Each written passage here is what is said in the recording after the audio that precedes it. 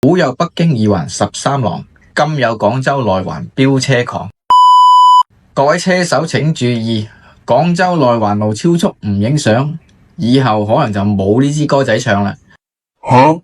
10月10號凌晨，有兩條僆仔食飽飯冇屎屙，就開台特斯拉 Model 3響內環路上面飆車，最高時速開到210公里，仲一邊開一邊嗌。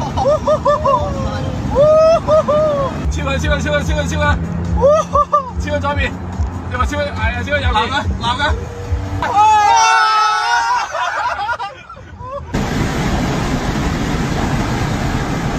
好爽啊，好正啊，好頂癮啊！真係日本仔都唔敢咁樣拍。隨後竟然仲將視頻發咗上網。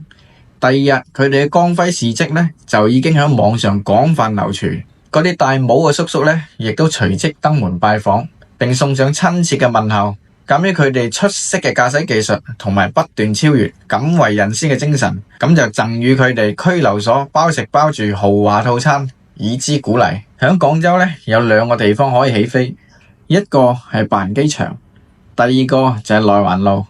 內環路全程26公里，佢哋用咗10分鐘就落返嚟。呢個00後嘅僆仔刷新咗廣州內環路最快嘅圈速，令到車壇入邊所有嘅人都大為震驚。古有北京二環13郎，今有廣州內環飆車狂。頭文字 D 入邊，周杰倫扮演嘅角色就叫做拓海，而呢條僆仔扮演嘅角色就叫做拓柒。憑借佢一己之力，就將全廣州嘅車速都降咗落嚟。如果你每日上班都要經過內環路呢，咁我建議你就收一收油。呢條片你記得發俾你身邊開車嘅朋友，嗌佢開車就醒目啲，自己執生。